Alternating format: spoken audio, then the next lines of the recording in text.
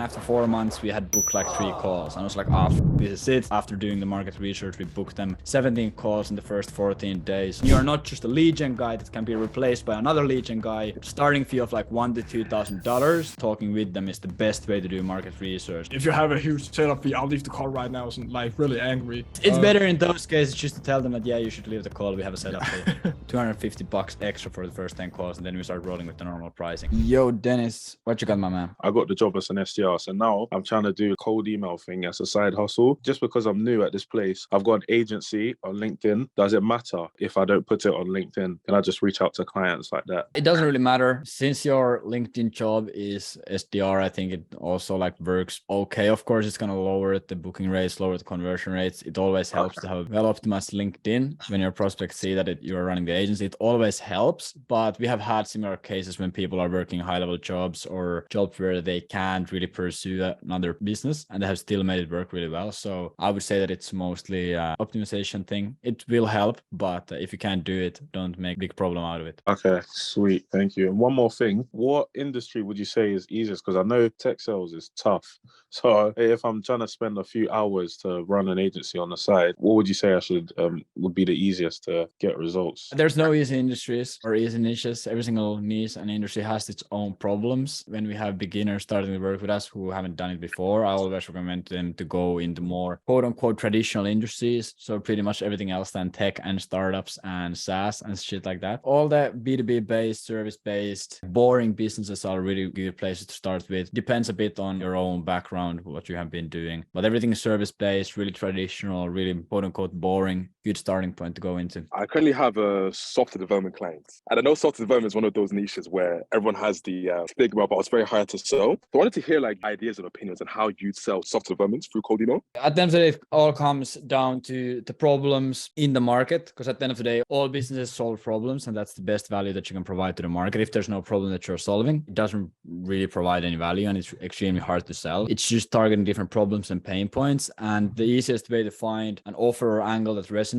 in any single vertical, is it software, is it marketing, whatever it might be, it's always what is the most painful problem in the market. So for example, if the company that you have as a client, if they are able to help startups raise funding, then a really good thing for you to do is try to figure out what kind of funding round levels and like what kind of startups struggle the most with, for example, finding VCs to fund their businesses. And then if you're able to solve that problem for them, that is extremely valuable if it's just a painful enough of problem in the market. So it's not even actual mechanism.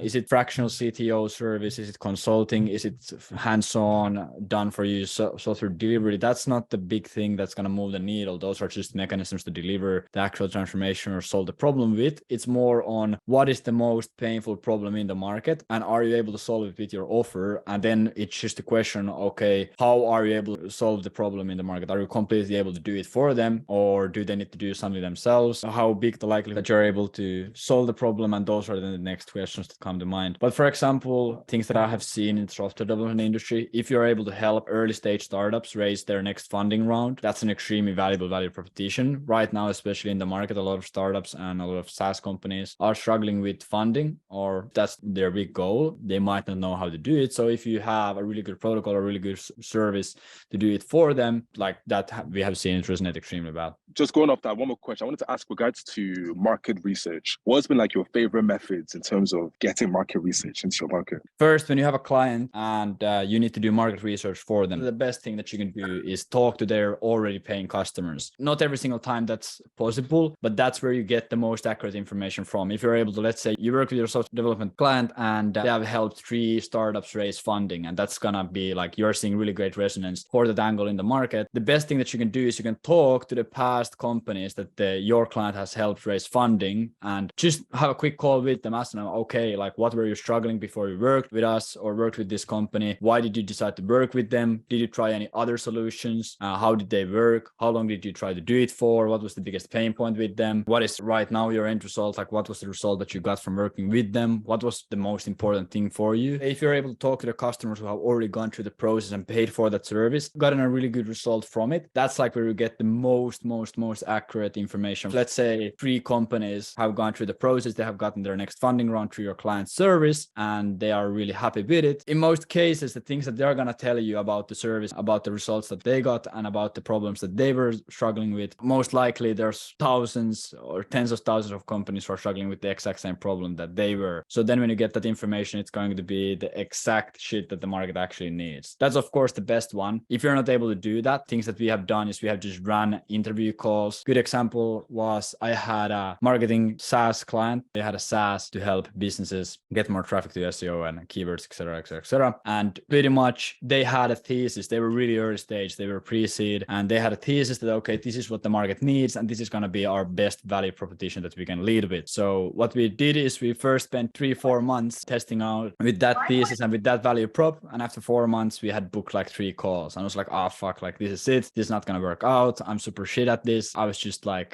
down in a rut. I had almost given up. So what we did is we launched campaigns pretty much to different niches and different decision makers, just asking, yo, can you do a 15-minute interview? Can you answer a few questions? We are building this research paper about this topic. If you take the 15 minutes of your time, in exchange of your time, we will give you the full report of all the data that we get all from this industry. So you'll see what is working really well for a competition. So it was a really good win-win value proposition. So we talked with these decision makers and we talked with these marketing directors and marketing managers in these companies. We figured out that, okay, they are actually struggling with different things that we actually thought of. And we saw that, okay, there's clearly like a way better value prop that we can lead with. Started using that value prop. And in the first month after doing the market research, we booked them 17 calls in the first 14 days. From it, they were able to pivot everything on their company and all of their front end stuff. Even though the tools stayed the exact same, they were just solving a different problem with the exact same tool. So that's the second one. Then of course, after that, if you're not able to do that, if your client doesn't really like it, then of course you need to just do more hands-off market research. So just going through forums, going through different groups, communities, etc., where the niche actually hangs out with and seeing like what kind of wording they use, what kind of problems they struggle with, and then saying, okay, can we position this tool or this service as a solution to those problems that they're clearly having? It's not as strong. You need to test more. You're just making assumptions pretty much, but it's still better than doing nothing. The best one is if you're able to talk to paying customers. Second one, if you're able to talk to people, but they're not paying customers, so pretty much just prospects and people in the industry. And third one is just gathering information through Google, through different forums, through different communities. And if you're not able to do that, then you're pretty screwed with market research. And that's pretty much when you're doing it for a client. If you already have paying clients that you have worked with and it has worked really well, of course, talking with them is the best way to do market research, and being really hands-on in their business is the best way to do it. But if you don't already have paying customers or you're not 100% sure if this is the niche that you should be going into, great ways to get really good market research done is just talking with people, just booking interviews, booking market research calls, sending emails or LinkedIn message or calling, yo, John, I'm doing this research paper on outbound marketing in the marketing industry. And I saw that you are a really successful marketing director in your field. So I wanted to talk to an expert. So do you have 15 minutes to quickly share with me?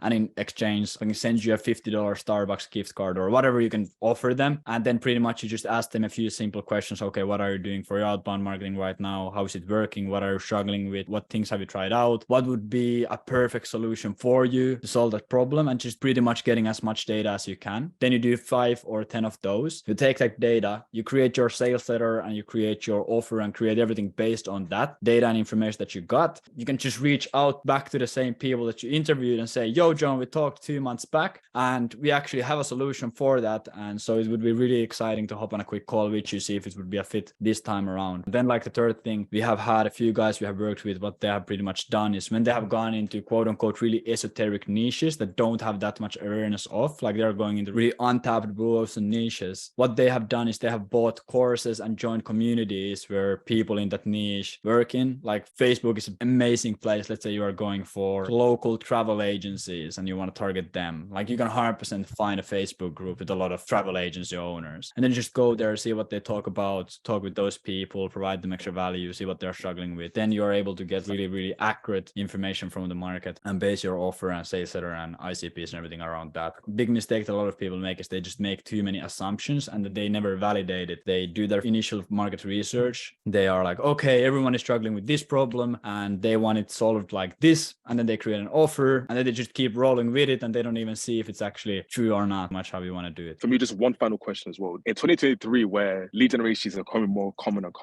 what is like, say, a key tips for you to stand out, especially as like a beginner coming into the business, essentially? you? My opinion on this is when you are starting out, you don't really even want to stand out. You don't really want to try to do anything unique. Of course, when you're not standing out, you're in an industry where there's, of course, multiple competitors. There's going to be the problems that you're going to get compared to a lot of those people. You're going to close less, you're going to get less meetings, etc. But in my opinion, it's just better to pick something quote unquote basic, like a standard model of doing it, and just do more volume and go through more iteration and get the first few clients, because then you know that the clients that you're getting, you're actually getting them in a validated model. And then when you keep scaling and when you already get the first few case studies, then I always recommend you to just scale vertically instead of horizontally. So instead of you trying to get 15 clients and get to 30K a month by doing that, I just pretty much always recommend that, okay, thinking about ways how you can deliver more value to clients that you already have, and then scale by just getting better at scaling those companies. So let's say that you are in the marketing agency industry and you get a really good growth marketing agency, PPC ad agency as your client, and you get a case study from them, you deliver them really good results, then it's just better for you to specialize in, okay, how can I grow and deliver more value to these PPC ad agencies? Can I do content for them? Can I do sales letters for them? Can I optimize their landing page? Can I do pre-call flows? Can I do post-call flows? Can I help them with their sales process? Can I help them activate LinkedIn DMs? Can I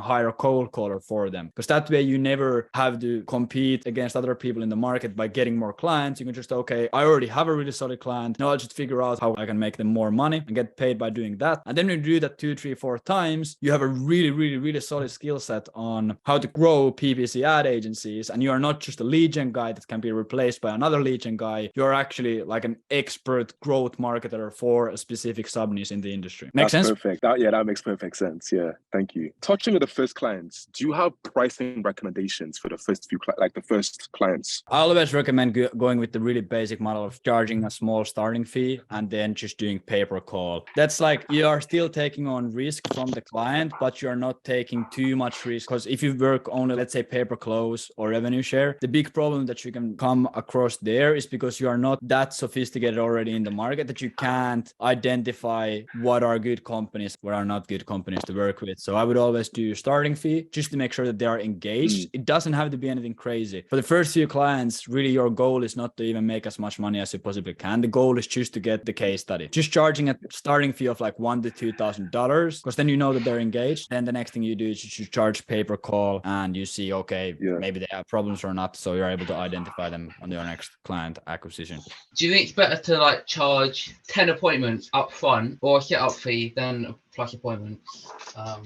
Cool. Setup fee plus appointments, like it's always better to just charge a general setup fee for the service. But of course, in the beginning, you might have to get a bit creative with your pricing. Maybe you're getting a lot of friction from your prospects because you don't have a case study or don't have any credibility on your niche yet. It might just be better for you to charge 10 calls up front, get rolling ASAP, so you're able to start working towards that case study. Okay, and how much do you think you should charge? Do you say 1 to 2K dollars? I would say 5 to 10 calls up front is pretty good. I wouldn't go higher than that, because let's say that they have an absolutely shit service and they are just fucking completely clueless on what they should be doing and they don't really give you any freedom to explore with different angles. Don't want to be stuck with too big of a upfront fee. Then you're pretty much in debt. Let's say you charge 20 calls up front, then you owe them 20 calls before you have even worked with them. So a big problem that comes with that, you owe someone 20 calls, but you are not even sure if they will give you like enough of resource to deliver the 20 calls, and then it can be a little bit of a tricky situation. So I would just recommend charging 5 to 10 upfront or just a starting fee. Plus you can charge a starting fee and you can bake it into the first 10 calls. So let's say you have a 3K starting fee and they don't want to pay it upfront,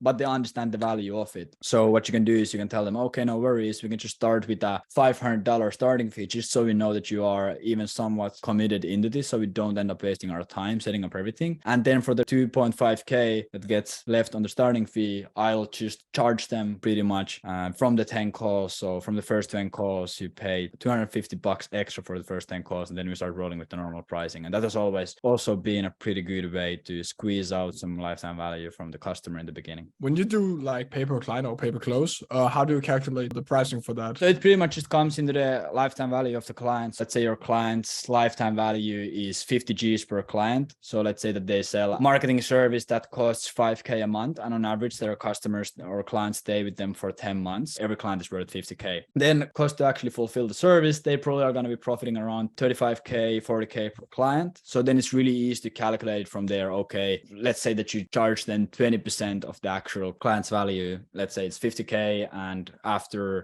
they pay their media buyers or whatever the fuck they pay, and they end up profiting 40K from the client. So then charging 5K per client close is, in my opinion, extremely fair. Of course, not all companies are able to sustain that because they have cash flow issues, so they can't pay that much upfront. But if that's the case and they don't have enough of cash flow to work on a pay-per-call model, then you shouldn't do pay-per-close with them. Then it's just not a sustainable model for the partnership. Also, one really good model that I've seen for pay-per-close is pretty much as long as the service price is high enough. So let's say they are selling 3K a month SEO service, for example. The agency takes the whole first month's fee. So they pretty much, the agency gets the client for free, or your client gets the client for free. So you get them a 3K client, and then they just pay you the first 3K that they get from the client. And then it's just their responsibility to retain that client as long as they can. Yeah. In most cases, companies that want pay-per-close are the companies that don't have money, they don't have cash flow, they're super small, they don't know how to close, they don't want to take the risk because they are broke. But also the funny thing with those companies is that you can't really do pay-per-close if you are not closing yourself. The only way for you to make pay-per-close work there is if you are there yourself on the calls closing, or if you give them a closer that closes. Some people, they just start out with like, if you have a huge setup fee, I'll leave the call right now, and like really angry. It's kind of annoying. It's better in those cases just to tell them that, yeah, you should leave the call, we have a setup fee. Don't waste your time at all. There's always this like random piece of the market. They're doing extremely bad. It's just a sinking ship. They are not doing really well. They're like maybe doing 5, 10, 15K a month. They're not really making that much profit. They have cash flow issues. They are struggling with their agency. Everything's just a big mess. And they want to work performance-based with you because, of course, like that's a great deal. But for you as a lead generation agency, it doesn't really make sense to work performance-based with someone who doesn't know how to close clients. In most cases, they don't have guarantees. They don't have a proper offer. They don't have case studies. So it's just an uphill battle that you're battling. So only situation when I would do pay-per-close and rev share and like performance-based stuff that is not pay-per-call, it needs to be a bigger, more established agency who already has a great sales process. I know you said it was the last question, but if I just had a quick one, it's because I did outbound for this email marketing agency. Actually, I've been getting positive replies. Only issue is like the companies are just way too small, e-com brands. I was just wondering if there is a solution around that, because the strategy I've been using is just like they have a case study in the jewelry niche. So I've just been targeting jewelry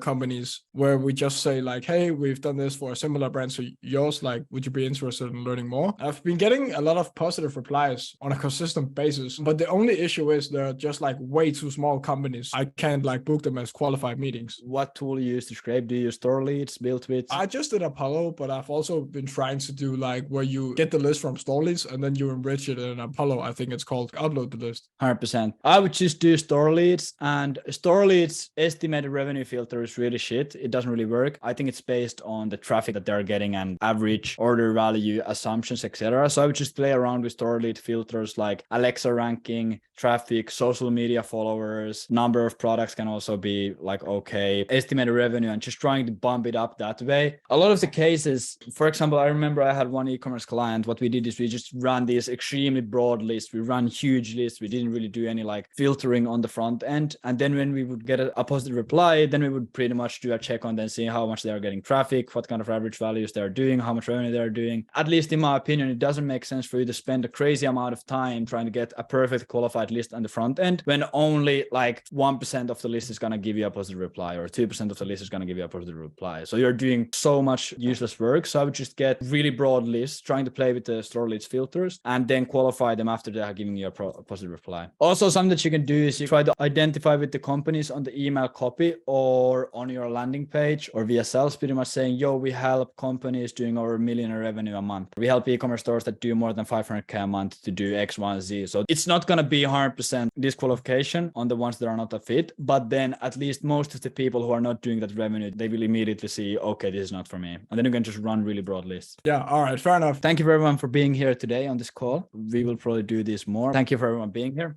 Take care.